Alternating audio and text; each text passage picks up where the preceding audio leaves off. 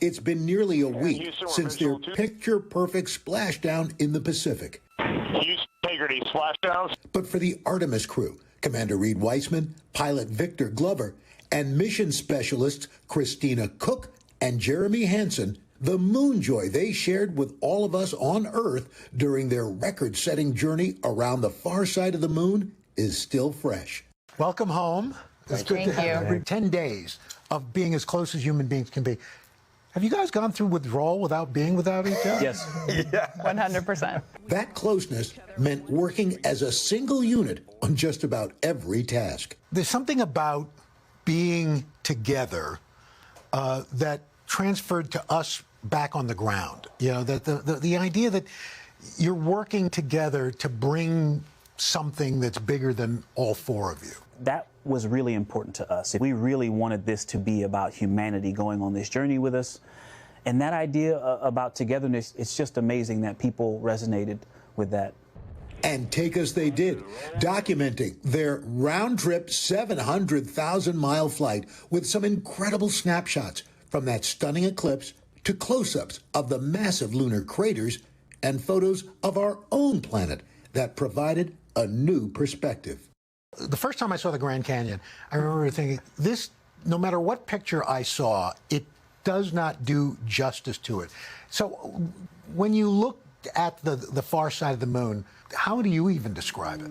What surprised me was when we saw the moon as we were getting close, and we saw part of the near side and part of the far side. And the moon still looked pretty much like it looks in the night sky, but it wasn't the same shapes. It looked different, and it was the first real evidence that we were somewhere completely different than where we had started. It seemed every time we saw you guys, there were these huge smiles on your faces. Everything is better when you're floating. It just felt like we were buzzing with productivity, with getting the mission done, with doing everything we knew we came there to do, and we were finally doing it. You know, Reid, I think we all were so incredibly touched when we found out how you named that one crater for your wife, Carol.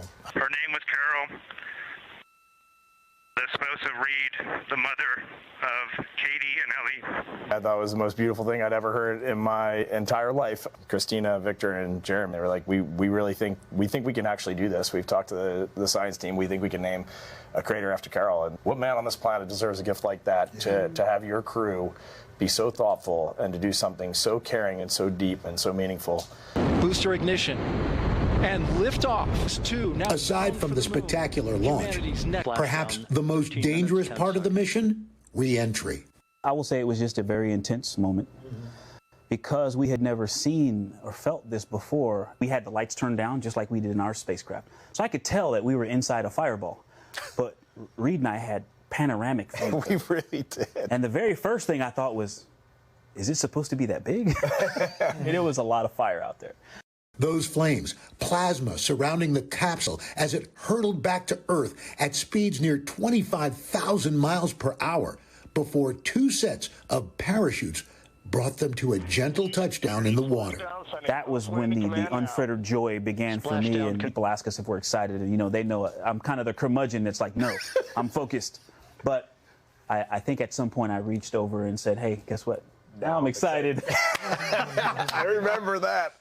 Their return punctuated by reconnecting with loved ones. I wasn't on the ship for 5 minutes, and I was talking to my older daughter who had me on speakerphone. What an amazing thing to get to connect. And for them and for me, like, we are home, we are safe on Earth, and we'll see you tomorrow. What a crazy thing to get to tell your family after you just came back from the moon. I want somebody to love me as much as your dog loves you. Come to my house. She will do that exact same thing for you when you're at the door. So you guys plan a reunion? Are you going to right now? You're looking at it. Yeah, this is it. You've really brought people together.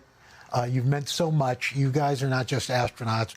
You've brought us joy. You've brought us healing, and you just mean so much to us. Since you're a member of the crew, you're gonna have to pull your seat over. When times get really tough, we press this little button because this red light lights up.